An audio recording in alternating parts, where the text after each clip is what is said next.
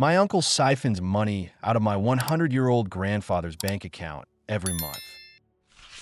My maternal grandfather had two children, my mom and my uncle. My grandmother died over 30 years ago. My mom died 3 years ago. Until last year, Grandpa lived with my drug addict uncle in an apartment in the suburbs of my city. Almost 2 years ago, my uncle collapsed and badly injured his hip in the fall. He had to be taken to the hospital for surgery and rehabilitation. And that's when my twin and I realized how horrific Grandpa's living conditions were. The house had become a complete dump. Just the dirty, bloody, utterly soiled bedding alone was enough to make you vomit. It took me a few months due to some circumstances, but last year I was finally able to take Grandpa to live with me. We had to completely undress him and put him in new clothes, make him walk barefoot to the car, and we didn't allow him to take anything with him except his walker, wallet, phone, charger, and glasses case. Thankfully, we didn't bring any bed bugs with us. My uncle, of course, was against it, but what could he do? Any complaint or call from him would have resulted in some service workers seeing his apartment, and he would have been evicted at best or arrested at worst. Grandpa was in such bad shape that I was 100% sure all I could do was let him spend his final days or weeks in a clean, pleasant environment. Instead, he went from a size medium to a size extra large, celebrated his 100th birthday, and is still alive and well. When he lived with my uncle, he would always say he wasn't hungry. But when no one was around to tell him there was no money for food, he developed a perfectly normal appetite. At first, he mostly wanted to eat pudding, but the doctor said to let him eat whatever he wants. I bought him a bed, a mattress, clothes, 2 full wardrobes after he gained weight from finally eating properly, storage furniture, a comfortable armchair, and a table. He still uses the Android smartphone I bought him a few weeks after my mom died, because he could no longer use her phone. He can't remember how to write messages or make calls, but he can answer calls and loves browsing the internet. His SIM card is in my name, and I pay the bill in full. I don't charge him for utilities or other household expenses. My roommate gave him a mini fridge, a nightstand, and 2 lamps he wasn't using. My brother bought him a TV and brought a stand for it from the garage.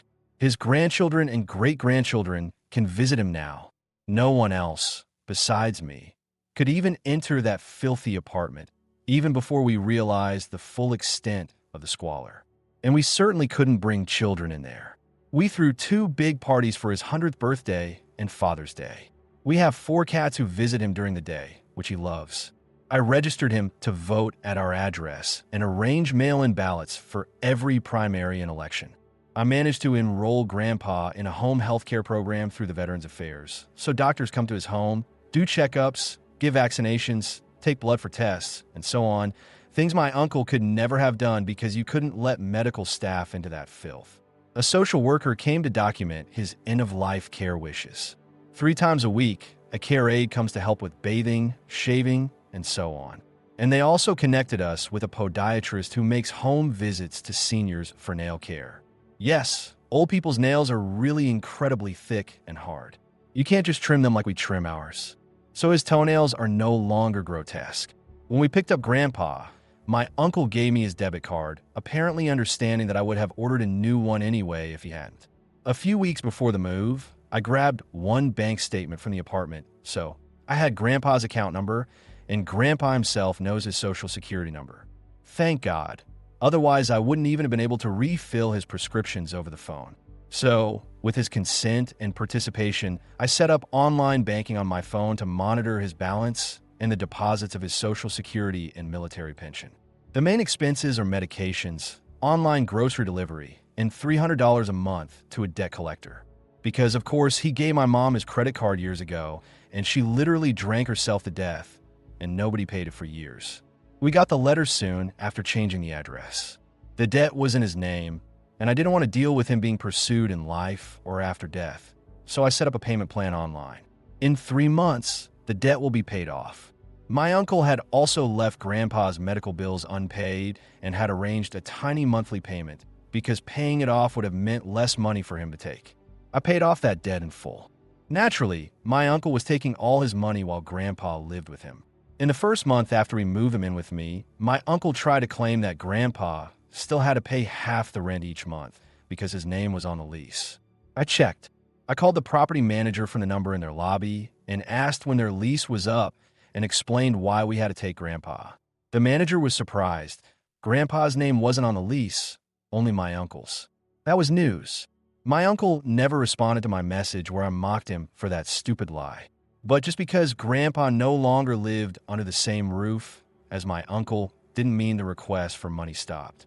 First, my uncle had already added Grandpa's debit card to a restaurant delivery app like Grubhub on his phone, so he continued to order food regularly several times a month, and before that he did it almost daily, until I finally blew up at him.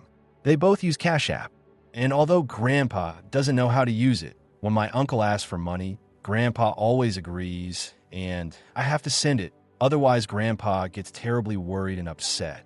Grandpa doesn't have dementia. For 100 years old, his cognitive abilities are amazing. He doesn't remember what day it is and might ask the same question 3 times in a minute. But he recognizes everyone, reads, watches TV, understands everything, says what he needs, and aside from the repetitions, carries on perfectly normal conversations. But he's been a pushover for my mom and my uncle, these leeches, when it comes to money his whole life. He is literally incapable of saying no. And if I simply forbade him from giving money or cut off contact with my uncle, like by blocking his number, it would only upset Grandpa. So my uncle starts begging for money every month around mid-month and always gets it.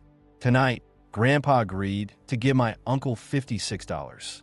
It's just the end of the month, and he has no money left. I don't either. It's true, payday is in 2 days. I didn't tell Grandpa he's broke because he wouldn't understand why and would panic. But I laid out all his expenses for the month and sent the amounts to my uncle to prove there's no money and that I'm not taking it. Between his Grubhub orders and constant cash demands, my uncle drained $789.34 from his 100-year-old father in just 1 month, a father he practically destroyed with his neglect. I only took $35 for 2 Uber rides on different days to get home faster and make him dinner. Grandpa tells me, "My money, your money. I can use it as I please, as I take care of him. I would never take all his money, but I only use it for Uber sometimes if I need to get home quickly, precisely to cook or do chores. I never spend it on anything for myself." And what did my uncle reply? That I shouldn't have set up that payment plan for the credit card debt at all. They'd never go after a 100-year-old man. Never paying debts is my uncle's life philosophy. When the electric bill came while he was in the hospital, he said, just send them $50 so they don't cut the power. I paid the entire bill, over $200 from Grandpa's card because I didn't believe that's how it worked. And the thought of Grandpa being alone in an apartment without electricity worried me more than him having less money from my uncle to siphon off. I share the numbers with my sisters and my dad. They agree it's monstrous, but they also don't know how to stop it because Grandpa just can't tell my uncle no. And the only alternative is to upset him by forbidding him to give money. Is it worth it? Is it safe for his health? We're not afraid that my uncle will involve the police or anyone else. For him, involving outsiders in his affairs is a risk he would never take. We're afraid of the effect it would have on Grandpa.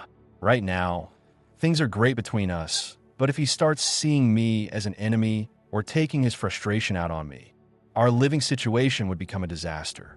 It seems like the only way to stop his son from bleeding him dry, despite our fury that he's using his father to fund his drug addiction. And people say your children will take care of you in your old age. Yeah, right? Well, there haven't been any more updates on this story.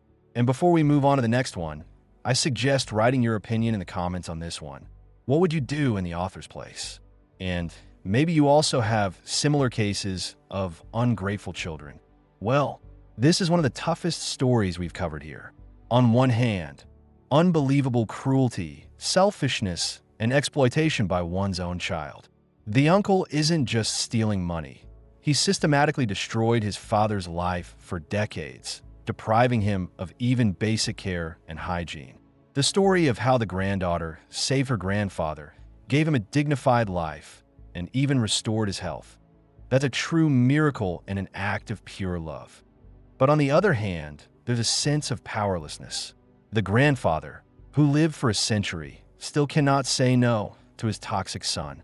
And our main heroine is trapped. Protecting her grandfather from financial demands means psychologically hurting him, risking the comfort and trust she worked so hard to build. It's an incredibly complex, ethical, and emotional maze where every way out seems wrong. What's your take on this situation? What would you do in her place? Continue paying the tribute for her grandfather's peace of mind, or try to find an incredibly gentle way to cut off the funding channel? Write in the comments. I'm very curious to hear your thoughts and maybe your own experiences. And now we're moving on to the next story. So, let me tell you about the most absurd neighbor drama I've ever experienced.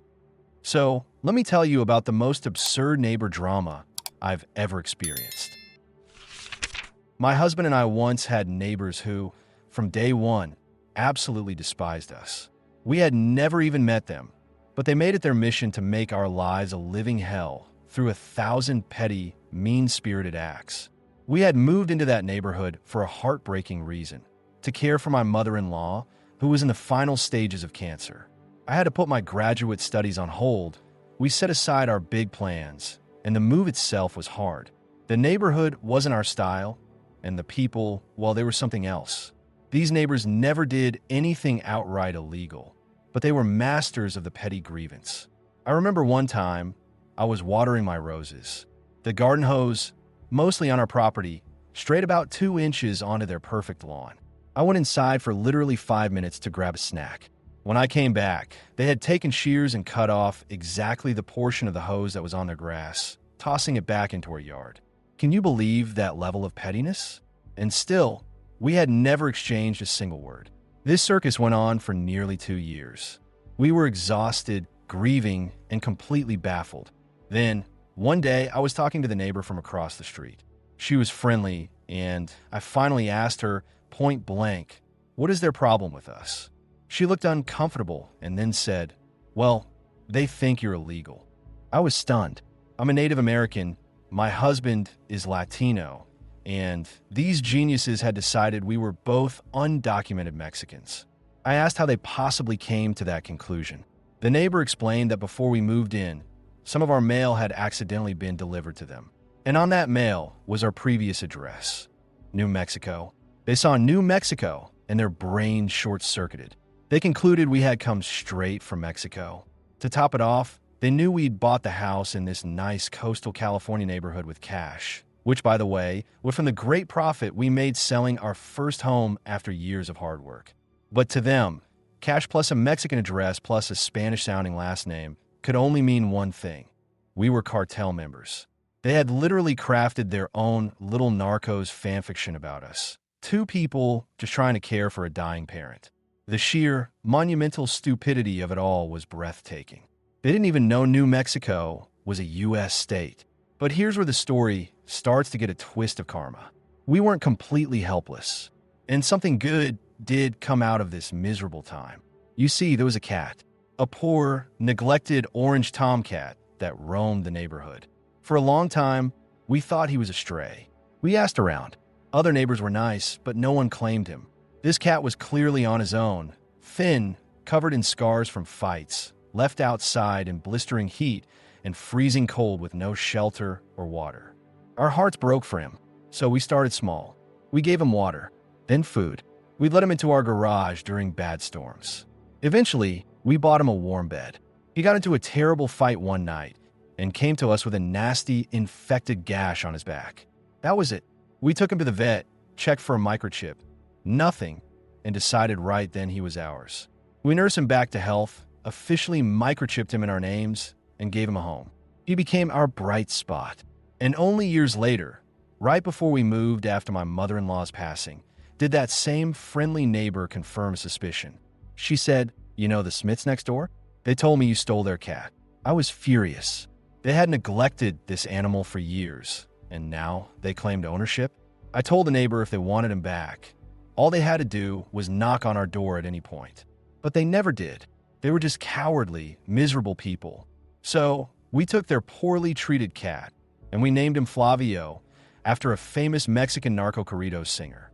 It felt like poetic justice. But my final act before leaving wasn't just adopting a cat. Oh no, I sat down and wrote them a long, detailed letter. I explained exactly who we were, where we were from, and the painful reason for our move. I didn't justify our finances. They didn't deserve that. But as a Native woman, I made sure to include one pointed line, that historically it was they who were on stolen land, not us.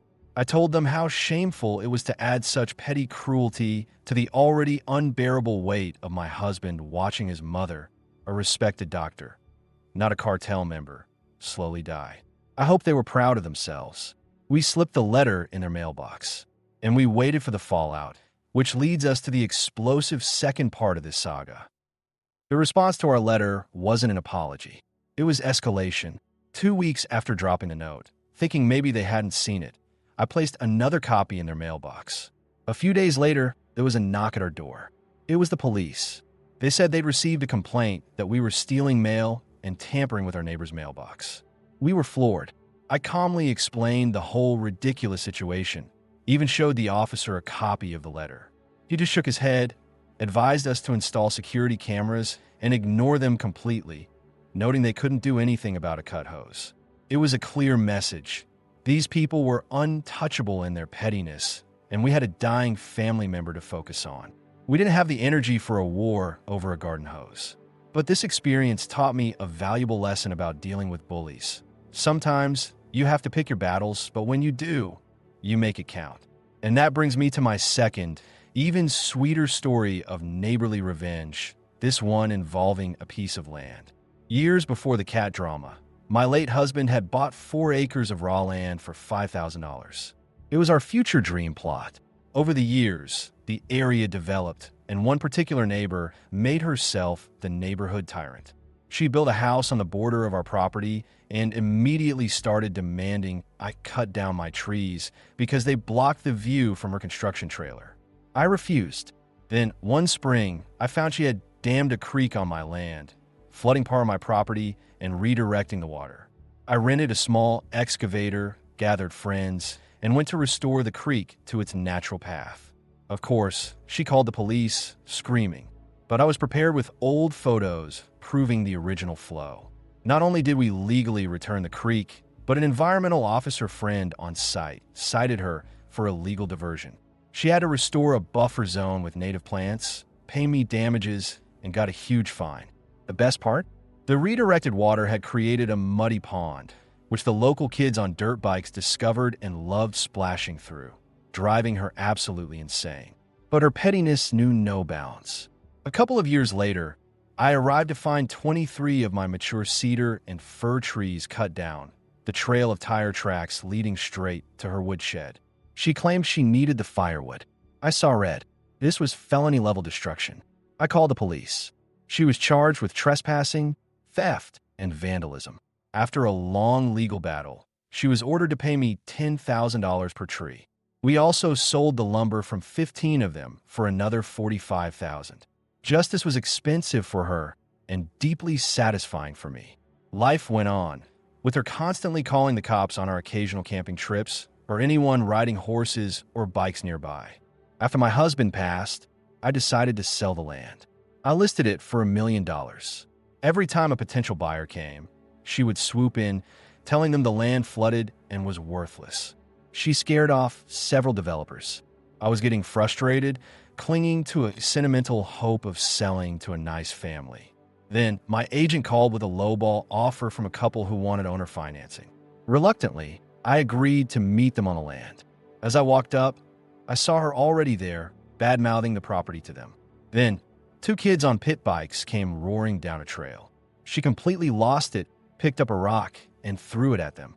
The potential buyer, a man with his wife, immediately started yelling at her to get the hell off his potential property. He turned, saw me, and apologized profusely. I thanked him. We started talking, and he explained he loved the land because he had 2 young sons who were in a motocross, and he wanted to build them a private track right there. In that moment, watching that vile woman seethe in the background, I had an epiphany. This was my buyer. This was my revenge. I looked him in the eye and said, "Tell you what, I'll drop the price by $250,000. My agent almost had a heart attack. But think about it. We paid $5,000 for the land, got nearly $300,000 from her for the trees, and $20,000 for the creek. We'd enjoyed it for 30 years.